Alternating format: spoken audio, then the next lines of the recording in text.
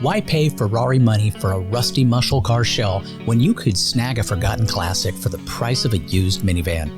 Hidden in garages, barns, and bargain bin classifieds are vintage gems begging to be restored without draining your retirement fund.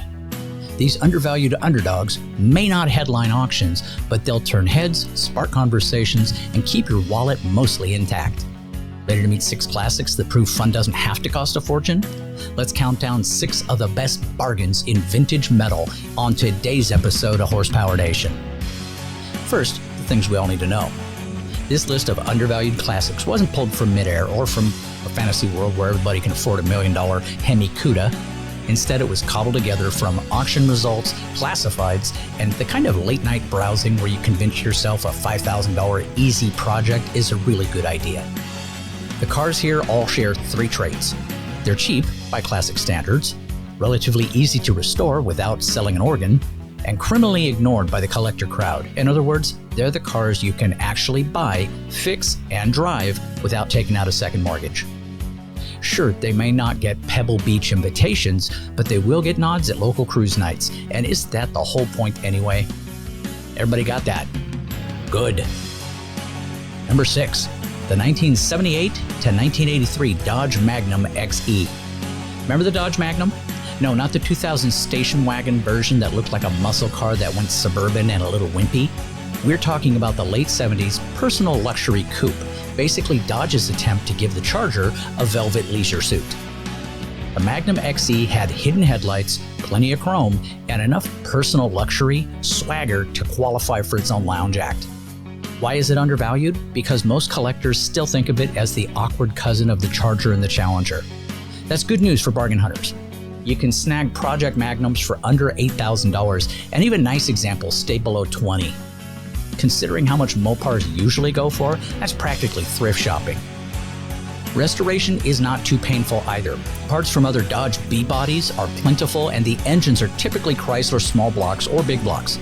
Translation: cheap speed if you want it. Restored Magnums have enough flash to turn heads at a cruise, especially when someone realizes it's not just another Charger.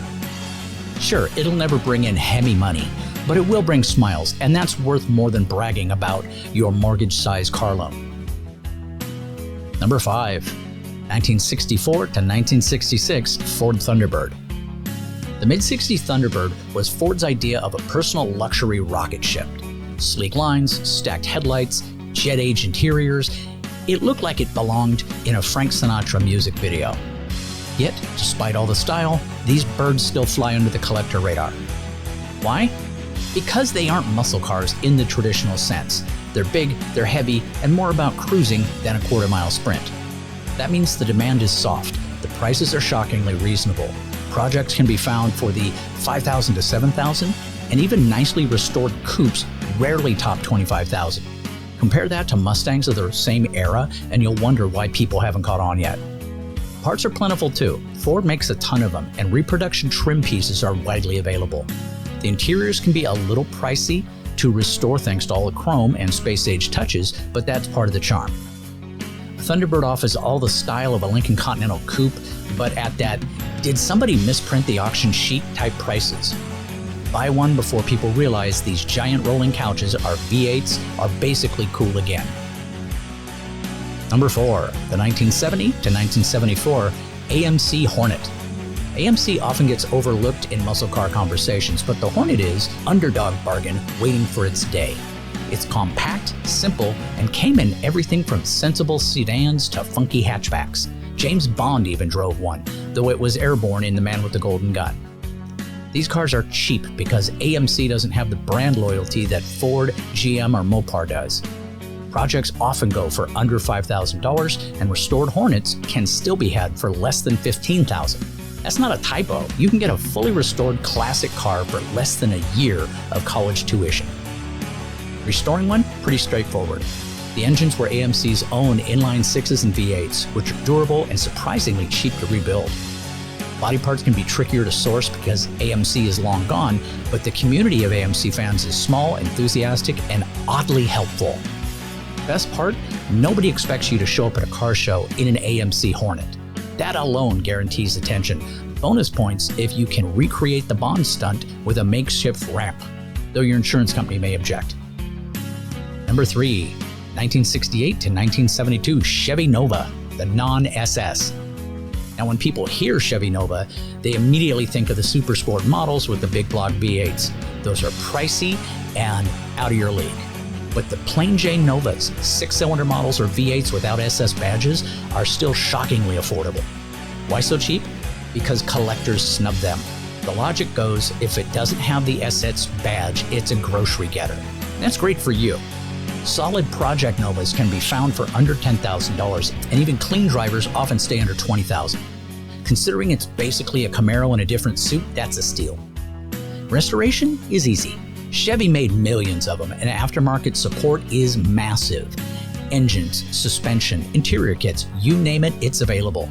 And if you really want SS performance, you can always upgrade later. No one will complain if you put a crate engine under the hood. The Nova is the perfect example of how a car's value can be warped by the badge.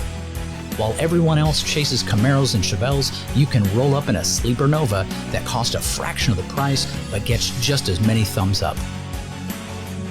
Number 2, the 1975 to 1980 Chevrolet Monza. Yes, the Chevy Monza. Before you laugh, hear me out. The Monza was GM's compact sporty coupe, built on the Vega platform. Yes, that Vega. It came in fastback and hatchback styles with funky lines that screamed disco-era design. Why is it undervalued? Because people still think of it as a Vega with a new haircut. But here's the secret. You can get them with small block V8s, and the lightweight body made them surprisingly fun to drive. These cars are dirt cheap. Projects start at under $4,000, and even really nice Monzas often top out below $12,000. That's pocket change in classic car terms. Restoring one can be fun if you don't mind sourcing odd parts. The good news is, most mechanicals are General Motors, so upgrades are simple. People have been hot rodding Monzas for years, dropping in bigger V8s and turning them into budget drag cars. The Monza is a thrift store gem that nobody wants until you clean it up, and suddenly everybody says, wait, that's actually kind of cool. Plus, nothing says undervalued like pulling into a car show and having people ask, what is that again? And finally, number 1, 1973 to 1977 Chevrolet Chevelle Malibu. While early Chevelles 64 to 72 have gone stratospheric in value, the mid-70s versions are still sitting unloved in the bargain bin. These colonnade Chevelles were heavier, cushier, and saddled with emissions-era engines. But here's the kicker, they're still good-looking cars, and they're dirt cheap compared to their older brothers. Projects can be found for under $6,000, and even clean drivers rarely push past $15,000. Compare that to a 70 SS Chevelle, which can easily top 6 figures, and you realize just how overlooked these models are. Restoration is straightforward. Mechanical parts are shared with other GM models, and reproduction sheet metal is available. Interiors are a bit of a challenge thanks to all unique mid-70s styling, but nothing is insurmountable.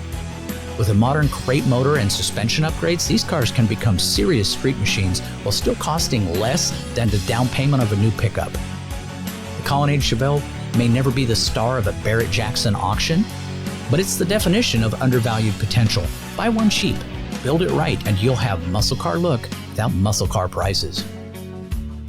There you have it, the 6 most inexpensive vintage American cars to buy and restore. From AMC's quirky Hornet to Chevy's forgotten Colonnade Chevelle, each one offers a chance to own a classic without bankrupting your future. The restoration industry loves to push million-dollar Cobras and Hemi Cudas, but here's the secret. Car culture is not just for the rich or the stupid with money. Yes, these undervalued gems may not come with all the bragging rights at Pebble Beach, but they'll bring something better. Fun, a little bit of wrench time, and the joy of showing up at a car show with something different. After all, it's hard to impress anyone when you tell them you spent $4 million on a convertible Cuda. But roll in with a clean Monza or Thunderbird you restored yourself, that is priceless. Because in the end, who wants to drive a savings bond when you can drive a bargain? Well, that's it for today's episode. I hope you liked it. I love the idea of bargain vintage. And if it's not a financial investment, does it really matter? Do me a favor, like, subscribe, share the channel. and watch a bunch more of my videos. I need your help to grow this channel. As always, take care, have yourself a great day.